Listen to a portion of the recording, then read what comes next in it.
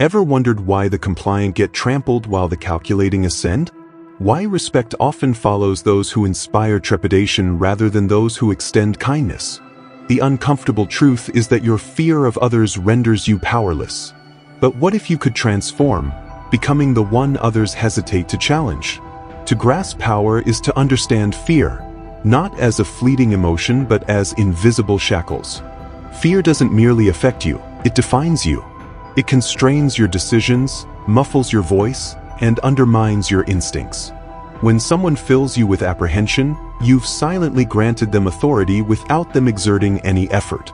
They occupy your thoughts rent-free. Your words, actions, and even your silence become calculated responses to their presence. This isn't influence, it's subjugation. Those paralyzed by fear have lost before the battle begins. The conflict need not even occur when one participant has mentally surrendered. Before any confrontation materializes, the fearful have already diminished themselves. Here lies the deception. Outwardly, they may project strength, speak confidently, and maintain appearances. Yet their fear leaks through subtle cues: hesitation before speaking, conflict avoidance, excessive approval seeking, allowing others to determine their fate. Those operating without fear possess a formidable advantage, not because they're reckless, but because their minds remain unfettered. Fear distorts perception, magnifies threats, and exaggerates consequences.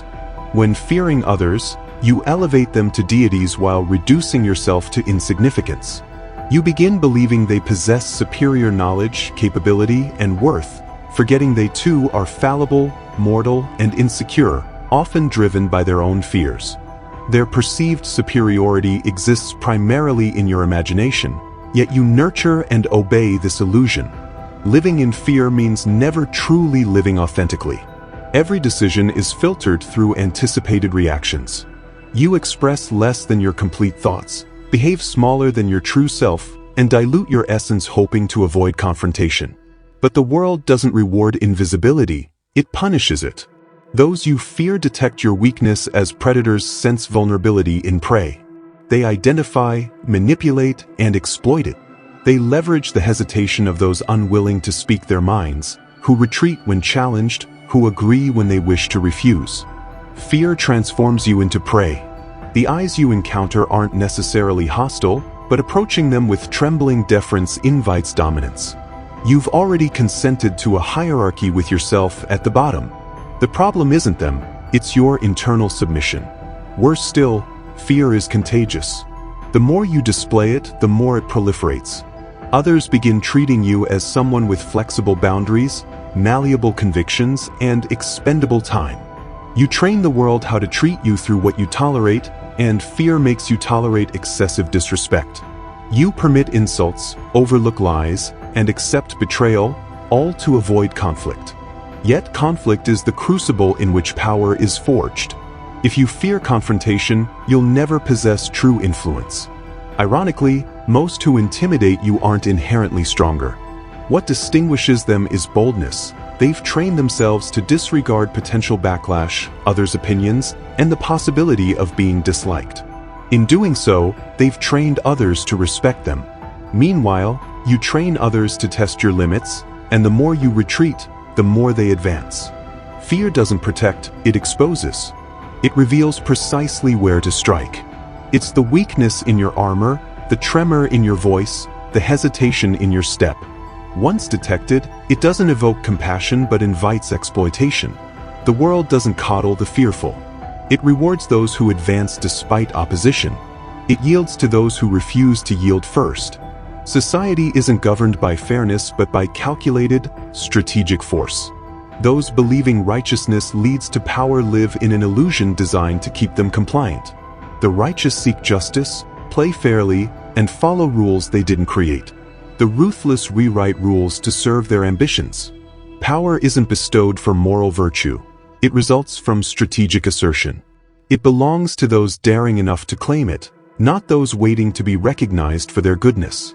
The fantasy that the virtuous will inherit influence is dangerously naive. The righteous wait for permission. They ask, they hope. They believe performing correctly will eventually earn recognition. But society remains deaf to quiet goodness, blind to restraint and indifferent to patience. Power shares no natural affinity with morality. It exists beyond good and evil. It gravitates toward those willing to pursue it with clarity, unburdened by guilt or conscience. Ruthlessness isn't mindless cruelty but rather efficiency, doing what's necessary without hesitation when others lack resolve. The ruthless act while the righteous contemplate. The ruthless strike while the righteous deliberate. In that moment of moral hesitation, opportunity vanishes, claimed by someone unconcerned with ethical justification. In power dynamics, hesitation is a disease infecting ambition and paralyzing will. The ruthless remain immune, moving through the world like predators, aware, deliberate, unburdened by fear of judgment. Morality often becomes a mask worn by the weak to portray restraint when they actually fear consequences. Those understanding power recognize morality's utility when purposeful. When it protects your image, it's a tool. When it weakens your position, it's discarded. The righteous cling to it regardless of cost.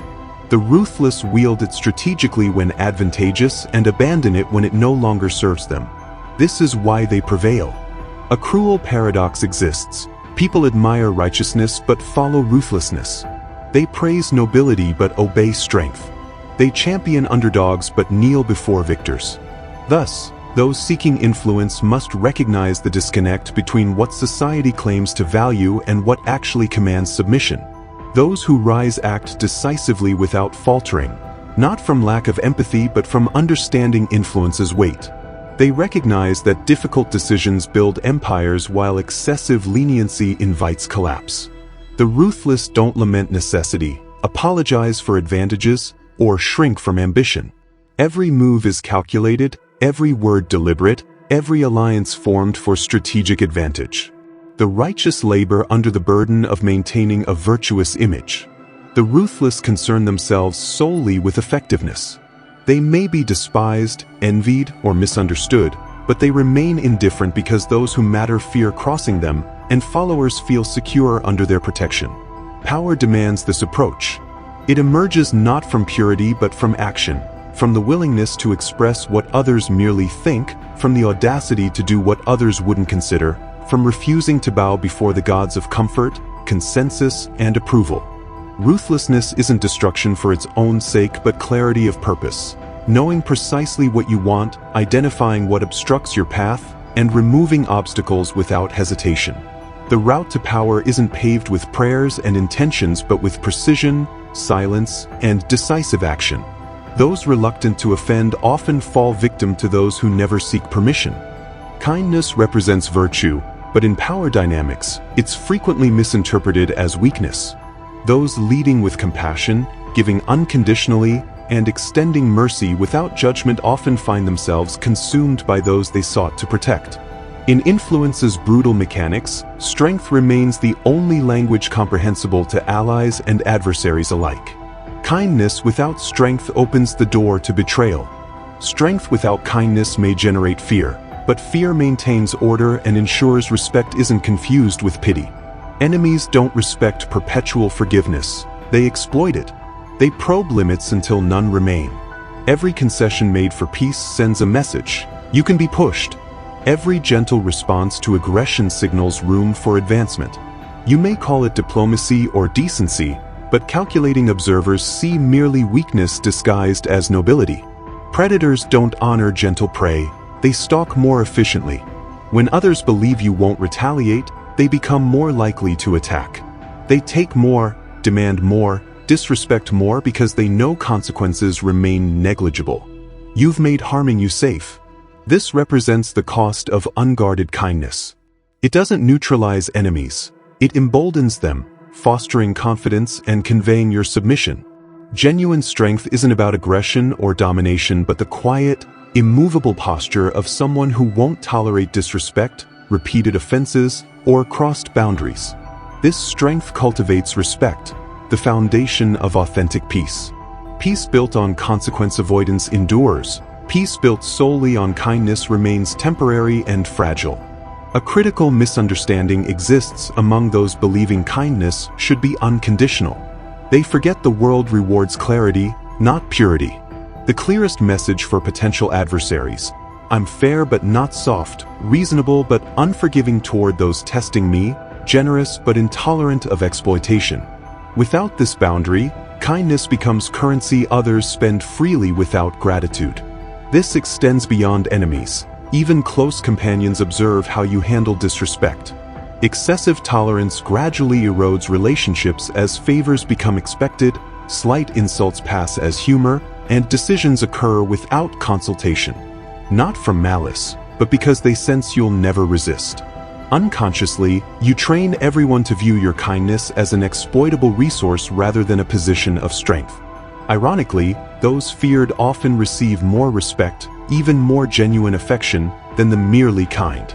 People trust the strong because boundaries are clear and authentic.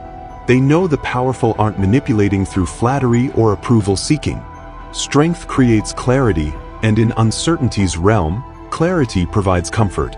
Enemies disregard emotional appeals but respect control.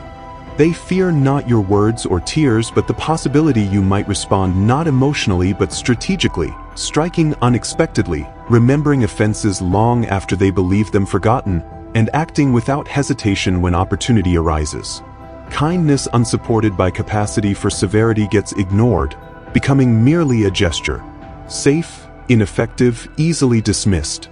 The lion's gentleness has meaning only because of potential deadliness. Without this potential, gentleness isn't virtue but submission. Those wielding strength who choose mercy earn respect.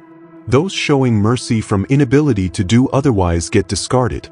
Ultimately, they remember not your kindness but your response when tested. Did you collapse or establish boundaries so definitively they left permanent impressions? Enemies don't admire compassion. They observe resolve, calculate tolerance, test silence. Finding no resistance, they advance remorselessly. Before refusing to fear others, conquer fear's root, yourself. The fearless aren't reckless or blind to danger but deeply aware of surrounding risks. More importantly, they've subdued internal chaos. Your most dangerous enemies aren't external but internal. Pride, insecurity, anger, desperation, voices rendering you vulnerable, leading to overreaction, emotional outbursts, collapse under pressure. Those who haven't mastered themselves inevitably serve those who have. Fearlessness isn't numbness but discipline. You remain steady when challenged because you know yourself intimately. You withstand pressure because solitude has hardened you. You've confronted your mind, weaknesses, failures, and instincts, emerging intact. Power doesn't come from outshouting opponents but from silence, being the one who doesn't flinch, who observes everything, reacting only when necessary, who needn't prove strength because restraint demonstrates it. Control represents the highest strength form. Those lacking it provoke easily, manipulate readily, bait effortlessly. They mistake emotional outbursts for courage, speaking when they should listen, acting when they should wait. Their fear masquerades as ego or impulsiveness, concealing desperate need to protect their fragile power illusion. Authentic power doesn't panic. It waits, observes, selects perfect moments. When it moves, it concludes matters definitively. The truly fearless remain immune to bribery, blackmail, emotional manipulation. Because desires don't control them. They aren't enslaved by pleasure, validation seeking, or applause hunger. They act from choice rather than need, having stripped away illusions making others predictable. They know their worth, limitations, and mission. This makes them untouchable. You cannot control someone with nothing to hide and nothing to prove. Society attempts controlling you through fears: rejection fear, failure fear, isolation fear. It whispers, minimize yourself for acceptance. It warns, remain silent or face punishment. Consequently, most diminish themselves to fit systems designed to break them. But the fearless no longer request permission. They aren't reckless but sovereign, moving according to personal codes resistant to breaking. Even facing threats, they remain composed, minds trained to see beyond immediate circumstances. While others react to pressure with anxiety or anger, they remain precise, knowing fear clouds judgment and refusing to operate from it. This clarity becomes weaponry, revealing opportunities others miss, enabling patience while others rush, allowing devastating precision strikes when appropriate. They aren't loud. They needn't be. Their presence shifts atmospheres because it carries immovable weight. Opponents sense this in their eyes, posture, non-responsiveness to provocation. There's no panic, insecurity, or approval seeking. This terrifies would-be dominators who find no leverage, cannot predict them, cannot possess them. The fearless have traversed fire, died 1,000 mental deaths, lost, suffered, risen. They don't fear breaking again because they've learned rebuilding. Their confidence isn't loud but absolute, certainty impossible to teach, earned through solitude, hardship, quiet defiance against voices demanding submission. What renders someone truly fearless isn't arrogance but discipline, self-mastery, ruthless purpose clarity. They don't pursue safety, they create it. They don't seek peace through appeasement but by becoming someone nobody wishes to provoke. They're dangerous not from desire to harm but from strength to refrain. When action becomes necessary, they execute with precision, leaving no resistance room. You weren't born to cower before the world or flinch at lesser opinions or beg approval from those withholding power. The sovereignty path isn't paved with kindness, righteousness, or fear but carved through silence, forged via discipline, marked by cold decisions others fear making. The fearless aren't emotionless but illusion-free. They see reality, not wishful thinking. They recognize power yields not to morality but will, that enemies test until given reason to stop, that respect comes not through generosity but through quiet capacity for decisive action. They don't wait for selection, they select. They don't hope for protection, they become formidable. Their power begins where fear ends. And fear ends when self-mastery begins. If tired of being underestimated, disrespected, overlooked, understand this. You needn't be loved or understood. You must be undeniable. Fear no one, and the world will begin to respect you.